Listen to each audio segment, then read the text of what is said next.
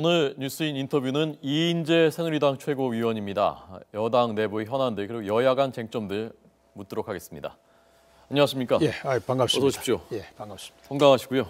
예. 지역구에도 많이 내려와 계십니까? 예, 뭐 국회하고 당에 특별한 일이 없으면은 많이 내려갑니다. 예.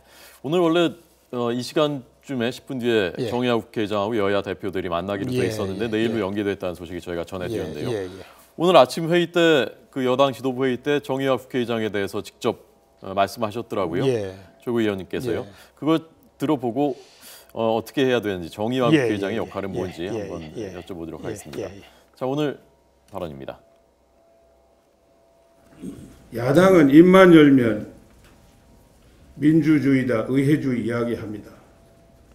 뭐가 의회주의고 뭐가 민주주의입니까? 딱 한 사람이 의회주의와 민주주의를 세워줘야 됩니다. 국회의장입니다. 좀 화나신 것 같은데요? 예, 국회가 뭐 꽉 막혀 있으니까 예. 완전히 입법 마비 상태입니다. 그래서 국회의장이 어떻게 하면 의회주의, 민주주의를 세우는 겁니까? 국회의장은 이제 입법 수장이니까 네. 막힌 걸 뚫어줘야 될 거 아닙니까? 예, 그래서 그럼 뭐 원칙으로 돌아가면 됩니다. 예, 뭐 우리 헌법의 원칙, 또 국회법의 원칙. 그래서 소수가 자기들 마음대로 자의적으로 뭐 법안 상정 자체를 틀어막고 있으니까요. 네. 이걸 뚫어줘야 될 거 아닙니까? 예. 국회의장 뭐 하려고 그 자리에 있습니까? 예. 국회가 돌아가야 국회의장 아닙니까? 그래서 직권상정 하란 말씀이신 거죠? 아니 뭐 여러 가지 방법이 있습니다. 네. 헌법의 명령도 있고 국회법의 정신도 있고. 그래서 지금 뭐 여러 가지 뭐 여기 설명하려면 복잡한데요. 예. 지금 이제 물론 뭐 이제 여야 간의 절충을 최대한 이제 주선해 가지고 합의로 하는 게 최선이죠. 그게 지금 안 되는 상황이니까 지금 그 국회 선진화법 개정안이 운영위원회에서 부결된 게 있어요. 예. 그걸 이제 아마 원래 내일 본회의가 열리게 돼 있었는데 지금 내일은 뭐 국민의당 창당 때문에 하루 늦추었습니다. 그래서 모레쯤 이제 본회의 열리면은 그거 이제 보고됩니다. 보고되면 저희 새누리당에서 본회의 부의 요청을 하게 됩니다. 그러면 이제 본회의에 자동으로 부의가 되는 거예요. 국회의장이 그거 상정해가지고 이제 그 통과시키면 됩니다. 그러면은 이제 국회의원 과반수가 요청하면은 그 법안은 이제 본회의에 상정해서 처리할 길이 열리게 됩니다. 네. 국회 선진화법은 그렇게 하고 그리고 원샷법하고 지금 북한인권법 지난번 합의가 됐었던 내일 만약에 내일 그 열리는 여야 지도부와의 회동에서도 합의가 안 된다. 그러면 국회의장이 직권상정해야 된다고 보시는 겁니까? 예, 지금 이제 그 두 가지 법이 있습니다. 북한인권법하고 기활법. 이 두 가지는 여야 원내대표 사이에 지난번에 서명을 했어요. 예, 지난 금요일 날 통과시키기로요. 그래서 그거는 지금 이제 야당이 그 뒤에 태도를 바꿔가지고 이걸 이제 다시 또 묵살했기 때문에 그날 처리를 못했는데 국회의장이 당연히 이건 직권 상정할 요건이 딱 갖추어져 있는 겁니다. 여야 원내대표끼리 합의하면은요. 그러니까 그 이제 뭐 내일 여야 지도부끼리 이렇게 국회의장이 주선해서 만나서 거기서 잘 합의가 되면은 좋고 안 되면은 뭐 법대로 직권 상정해가지고 토론하고 표결해서 처리하면 됩니다. 예, 박영선 전 원내대표는 그 법 하나 만든다고 경제가 살아나느냐, 그건 김종인 위원장이 얘기했고요. 박영선 원내대표는 그거 만들었는데 경제 활성화 안 되면 대통령이 책임져라라고 얘기했던데요, 오늘? 그건 말이 아니죠. 예. 한 방울의 물이 강을 만드는 건 아니지만 한 방울의 물이 모아지지 않으면 어떻게 강이 되겠습니까? 예, 우리가 모든 노력을 다 기울여야 되는데 그 법들은 아주 핵심적인 법들입니다. 경제를 살리는데요. 북한 인권법 같은 거는 지금 우리 한반도가 상황이 계속 나빠지고 있지 않습니까? 북한 정권이 우리 전 세계 여러 나라들이 또 우리나라가 원하는 방향으로 가지 않고 다른 방향으로 가고 있지 않습니까? 그러면 그 사람들이 정신을 차리고 방향을 돌릴 수 있게 하는 여러 가지 방법들이 있을 텐데 그중에 인권 문제가 저쪽에는 제일 아픈 분야입니다. 그래서 국제사회가 다 인권 문제를 가지고 북한이 올바른 방향으로 가도록 노력을 하고 있는데 정작 우리 대한민국이 그거 안 하면 어떻게 됩니까? 예. 최고위원님께서 과거부터 북한 인권법은 굉장히 강조하셨고 또 새누리당에서 지금 노동개혁특별위원회 위원장도 맡고 계시고요. 노동개혁법은 지금 사실은 그 원샷법 거기보다 더 우선순위가 밀려 있단 말입니다. 합의도 된 적이 없고요. 어떻게 풀어나가야 되겠습니까? 지금 이제 야당이 태도를 바꿔줘야 됩니다. 야당이 이 노동개혁법안에 대해서 꼭 찬성을 할 필요가 없어요. 다른 법안처럼 여야가 절충을 해가지고 합의해서 꼭 처리한다.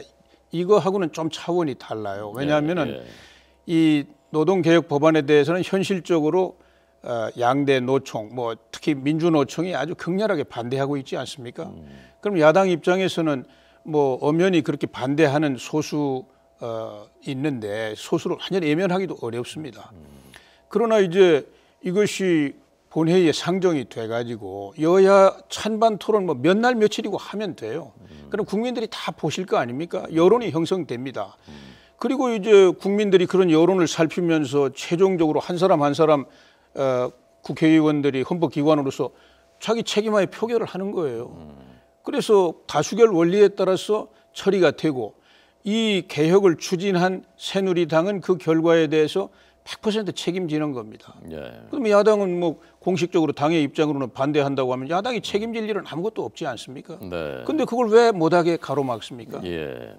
오늘 원칙으로 저는 돌아가야 된다 이런 이야기를 야당한테도 계속 하는 겁니다.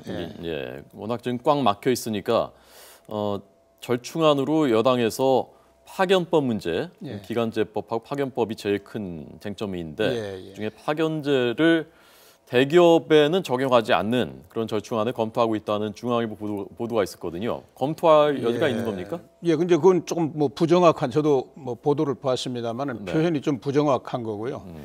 이 뿌리 기업은 이제 이 무슨 자동차를 만든다든지 뭐 전자제품을 만든다든지 할 때 그 용접이라든지 또는 주조, 금형 이런 아주 필수적인 작은 분야를 이야기합니다. 요거를 주로 50% 이상 매출액에 그 주업으로 하는 회사가 뿌리 기업입니다. 그런 산업을 뿌리 산업이라고 하고요. 근데 이제 대기업이 통째로 뿌리 기업일 수는 없습니다. 뭐 큰 제조 공정을 전체를 총괄하는 대기업들 아닙니까? 그래서 이제 그분의 부분 그런 그 공정을 담당하는 게 뿌리 기업인데 그래서 이제 대기업에 대한 뭐 파견 제한 이런 개념은 좀 부정확한 거고요. 다만 이제 민주노총 같은 곳에서 자기들 뭐 자동차를 만든다든지 뭐 배를 만든다든지 하는 큰 공장 안에 그런 걸 하청을 받아서 이 뿌리 기업 운영하는 사내 하청 기업들이 있어요. 근데 거기 그러면 다 그런 파견 근로자가 몰려오는 거 아니냐 이렇게 이제 자꾸 이야기를 하는 경우가 있는데 그 사실이 아닙니다. 우선 뭐 허용하더라도 절대 그럴 리는 없는데 뭐 꼭 그것이 그렇게 두렵다면은 우리는 뭐 주로 회사 그 사내 하청이 아니라 밖에서 독립적으로 운영하는 뿌리 기업들 대부분이 중소 영세한 기업들입니다. 10인 미만이 거의 70% 가까이 돼요. 여기가 아주 극심한 인력난을 겪고 있지 않습니까? 그러니까 이런 쪽에만 허용하는 쪽으로 좀 수정할 의향도 없는 건 아니에요. 그런데 그것도 뭐 야당이 그런 걸 가지고 절충을 하자고 나와야 되는데 아예 말을 안 하니까 그 뭐 보도가 어떻게 나갔는지 모릅니다만은 우리는 유연한 생각을 갖고 있습니다. 알겠습니다. 이제 새누리당 당내 현안 여쭤보겠습니다. 정치 고수시니까 제가 뭐 그 허심탄회하게 제가 궁금한 거 다 여쭤볼 테니까 뭐 마음에 안 드시는 거는 뭐 그런 걸 물어보냐 그렇게 하셔도 되겠습니다. 당내 현안은 좀 안 물어보면 좋겠는데. 저희 또 안 여쭤볼 수는 없으니까요. 어제 비박계 의원들 모임이 있었는데 조금 전 저희가 김성태 의원 전화 연결했거든요. 어떻습니까? 뭐 그 정도 할 수 있다고 보십니까? 아니면 좀 적절치 않았다고 보십니까? 글쎄 뭐 저는 뭐 어떻게 해서 그런 모임이 만들어졌는지 이제 금시초문이고요. 보도를 통해서 이제 알게 됐는데 지금 이제 민감한 시점 아닙니까? 특히 이제 당내 경선을 앞두고 있는 민감한 시점인데 또 그 김무성 대표는 대표로서 이제 당의 단결과 이런 공정한 이걸 이끌고 나가야 될 자리에 있는데 이제 어떤 개파적인 행동으로 오해받을 수 있는 이런 것은 좀 적절치 않았다고 생각합니다. 적절치 않은 모임이었다라고 보셨습니다. 뭐 그렇게 상식적으로 생각합니다. 예. 네. 그 왜 모였을까요, 그런데? 그건 뭐 거기 가서 물어봐야지 제가 알 수가 없습니다. 예. 예, 예. 과거에는 이 최고위원님을 저희가 뭐 친박이라고 분류하기도 어렵고 뭐 비박도 아니고 뭐 그랬었는데 최근에는 범친박으로 보는 것 같은데 그건 맞습니까? 그렇게 봐도 되는 겁니까? 뭐 저는 제가 올바른 길이라고 생각하는 예. 대로 뭐 말하고 또 행동하고 있으니까요. 네. 그걸 뭐 밖에서 어떻게 평가하고 안 하고 하는 거에 제가 왈가왈부할 수가 없습니다. 예. 공천관리위원장은 이한구 전 원내대표가 예. 적절합니까? 아니면 김황식 전 총리가 낫습니까? 그 이제 당내 사정을 잘 아시는 분이 좋으냐, 네. 당내 사정을 초월해가지고 초연하게 할 수 있는 사람이 좋으냐, 일장일단이 있을 수 있어요. 과거에 뭐 몇 차례 한나라당 시절에 외부 인사가 와서 관리위원장, 그때는 뭐 심사위원장이라고 그랬죠. 역할을 하고 했는데 예. 뭐 그때라고 다 뭐 불만이 없었던 건 아니지 않습니까? 그래서 일장일단이 있는데 저 많은 최고위원들이 정치 또 우리 당내 사정을 전혀 모르는 사람이 오는 것은 적절치 않다. 그래서 이제 이한구 의원은 뭐 중진 의원이지만 일찍이 이번 총선 불출마 선언하신 분이고요. 또 당내 사정도 다 꿰뚫어 보고 계시고 또 이제 그분은 뭐 아주 이 성품이 선비 정신이 아주 투철한 이런 대쪽 같은 성품이시고 그래서 괜찮지 않겠냐 이랬는데 뭐 서로 좀 이야기 있었지만은 잘 수용을 하기로 했습니다. 이한구 원내대표를 수용하기로. 네. 처음에 김무성 대표 쪽에서 전략 공천을 강조하던 분이기 때문에 적절치 않다고 했었던 거지 않습니까? 전략 공천에 대해서 어떻게 보십니까? 근데 그 뭐 이 공천관리위원장이 무슨 초법적인 권한을 갖고 있는 게 아니고 우리 당의 법은 당헌과 당규 아닙니까? 네. 그 당헌과 당규에 아주 소상하게 잘 기본 원칙이라든지 이 정신이 잘 나와 있기 때문에 그 안에서 공명정대하게 이제 관리위원장으로서 역할을 하실 거기 때문에 큰 문제 없습니다. 당원 당규 예컨대 단수 추천이나 우선 추천이나 이런 것들이 해석의 여지에 따라서 다르게 해석할 수 있기 때문에 이 최고위원님께서는 전략 공천 필요성을 어떻게 보냐고 제가 여쭤본 겁니다. 그런데 이제 전략 공천이라는 말 자체는 없습니다. 우리 당헌 당규에 우선 추천 지역이 있고요. 또 이제 우선 추천 지역 중에 이제 나머지 경쟁자들이 전혀 경쟁력이 없는 경우에 그런 때는 뭐 복잡한 경선 절차 밟지 않고 단수 추천이 가능하도록 이렇게 돼 있는데 그건 뭐 운영의 묘에 이제 있는 거고요. 과거처럼 뭐 일반적으로 전략 공천이고 예외적으로 경선이고 이런 게 아니니까 저는 그 당헌 당규의 정신 그대로 가면 문제 없다고 생각합니다. 인재 영입은 좀 할 필요가 있다고 보십니까? 아니면 뭐 김무성 대표 말대로 다 바닥에서 뛰고 있는데 그럴 필요 없다고 보십니까? 정당이라는 게 정치적 인물을 키워내는 그릇입니다. 그래서 정치 엘리트를 발굴하고 육성하는 게 정당의 큰 기능 중에 하나입니다. 이 공직 후보자 추천, 이 공천도 아주 큰 기능 중에 하나인데, 근데 우리 정당들이 아직 이제 뭐 그렇게 성숙하지 못하지 않았습니까? 자꾸 흩어졌다 만들어졌다 이렇게 어려운 과정을 겪고 있어서 그 기능을 제대로 못 하고 있어요. 그러다 보니까 이제 선거 때 급한 대로 우선 밖에서 국민적인 신망이 높은 분 이런 분들을 이제 모셔오는데 그 자체를 나쁘다고 할 수는 없죠. 그러나 우리 정당이 더 성숙해지려면 처음부터 젊은 엘리트들부터 발굴해가지고 교육 훈련도 시키고 또 지방의회라든지 지방자치단체장이라든지 이런 거에서부터 계속 단계적으로 역량을 키울 수 있도록 이게 정상이죠. 저희가 조금 전 그 이인재 최고위원님 말씀하신 내용, 이한구 공천관리위원장이 내정됐다, 그렇게 수용하기로 했다, 김무성 대표 쪽에서도 한 것을 지금 저희가 뉴스 속보로 전해드리고 있습니다. 이렇게 받은 말씀 시청자 여러분께 말씀드려도 되는 거죠? 그렇습니다. 알겠습니다. 자, 그래서 저는 그 정치 고수시니까 제가 궁금했었던 두 가지가 있습니다. 첫 번째는 8선 되시지 않습니까? 이번에 당선되신다면. 7선입니다. 국회의원은. 이번에 당선되시면 되면 이제 7선이고 제가 되시면 7선 되는 민선 거고. 경기도지사 나가는 일 때문에 15대 국회는 이제 쉬었습니다. 그러니까 그 선거에서도 또 승리하셨고, 그러니까 선거에 말하자면 달인 고수시니까 이번 총선에서 새누리당이 몇 석 정도 얻을 것이라고 예상하는지. 우선 선거는 뭐 여러 번 했다고 고수가 아니고요. 선거는 뭐 언제나 처음 하는 거하고 사실 똑같습니다. 오히려 또 선거를 많이 한 사람일수록 선거가 두렵죠. 민심이 그만큼 무섭고 두려운 존재입니다. 이번 우리 새누리당 저는 뭐 과반이 넘으면 정말 국민들께 한없이 절을 해야 된다고 생각하고요. 야당이 분열하니까 우리 새누리당이 반사 이익이 있을 거 아니냐. 이거는 우선 뭐 그런 생각을 가질 수도 있지만 경험은 그렇지 않습니다. 우리의 경험은 또 제가 정치하면서 경험은 과거에 노태우 대통령 때 1로 상김 아닙니까? 민정당하고 3김 당이 다 있었어요. 야권이 셋으로 분열돼 있었습니다. 그것도 강력한 야당 지도자들에 의해서 분열돼 있었습니다. 그런데 그때가 이제 13대 총선입니다. 제가 처음 국회 입성할 때인데요. 그때 뭐 민정당이 어마어마한 의석을 얻게 될 것이다. 그래서 오히려 전국 운영에 부담이 될 것이다. 이렇게 조심할 때입니다. 그런데 뭐 선거 결과는 아주 초라했죠. 민정당이 과반도 훨씬 못 미쳤습니다. 그래서 3당 합당이라는 역사적 사건이 일어나는 원인이 됐는데요. 저는 이번 총선 우리 새누리당이 정말 혼신의 힘을 다 기울여야 되고요.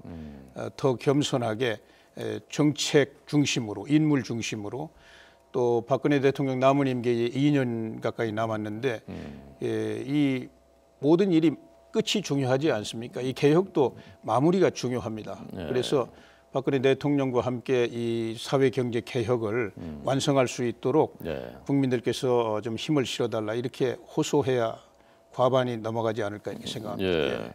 그래도 180석, 200석 얘기까지 나왔었는데 과반이라고 하면 너무 엄살 부리시는 거 아닙니까? 그렇지 않습니다. 180석 그거는 뭐 상상이 안 되는 숫자죠. 그거는 뭐 누가 그런 얘기 뭐 저는 그렇게 뭐 누가 말했는지 잘 모르겠는데 전혀 그거는 있을 수 없는 수치입니다. 알겠습니다. 그 가운데의 변수가 그 제3당 국민의당이지 않습니까? 과거에 이 최고위원님께서 제3당을 해보셨고 그때 이름이 또 국민신당이었더라고요. 그렇습니다. 그때 대선에 출마해서 투표를 많이 하셨었고 그 전에 왜 그 제3당도 국민당이었거든요. 묘하게도 국민자가 많이 들어가요. 제3당에. 이번에 제3당 국민의당이 총선에서 몇 석 정도 할 것이라고 예상하십니까? 그건 뭐 제가 섣불리 예측하기가 굉장히 어렵고요. 다만 이제 저도 뭐 경험을 가지고 있습니다만 이 대통령제 하에서는 다당제로 이 분산되기가 어렵습니다. 국민들은 양당 중심으로 이렇게 선택하려고 하시기 때문에 이 내각제로 가게 되면은 이제 다당제가 가능한데요. 그럼 뭐 제도적으로 서로 연정도 하고 해서 항상 안정적인 다수 세력을 만들 수가 있으니까요. 근데 대통령제에서는 그게 굉장히 부자연스럽고 어렵습니다. 그래서 지금 제3당이 상당한 의석을 얻는 데에는 굉장히 아마 험난한 과정이 있을 것으로 생각하고요. 그러나 뭐 시작을 했으니까 우리 정치 발전에 도움이 되도록 잘 되기를 바랍니다. 20석 이상 하기가 쉽지는 않을 것이다. 굉장히 어려운 과제죠. 김종인 위원장에 대해서 오늘 김성 대표가 저쪽으로 가더니 완전히 다른 사람이 됐다고 하던데 어떻게 보셨습니까? 최근 행보에 대해서. 저도 이제 그분은 뭐 경제학자고 또 경제 관료 출신이니까 굉장히 실용적으로 잘 접근해 주실 것으로 생각했는데 불행하게도 엊그제 그 북한 인권법하고 기활법 지난 금요일 날 처리하기로 여야 원내대표가 사인까지 다 했는데 그거를 그냥 뭐 의원총회에서 김종인 위원장께서 주도해가지고 그냥 백지화 시켰습니다. 참 불행한 일이죠. 그래 실망이 많은데 지금부터라도 정말 이 우리 초미의 이 개혁 과제들 쟁점 현안들 이거 긍정적으로 처리를 좀 빨리 하시고 그리고 총선으로 나가서 총선에서 우리 국민들에게 희망의 경쟁을 해야 되지 않겠습니까? 좋은 인물과 좋은 정책을 가지고 이거는 희망의 경쟁을 해야 국민들도 기뻐하시고 또 우리 정치도 발전하는데 그런 역할을 좀 해주시기를 바랍니다. 알겠습니다. 오늘 이인재 새누리당 최고위원에게 들었습니다. 잘 들었습니다. 고맙습니다. 감사합니다.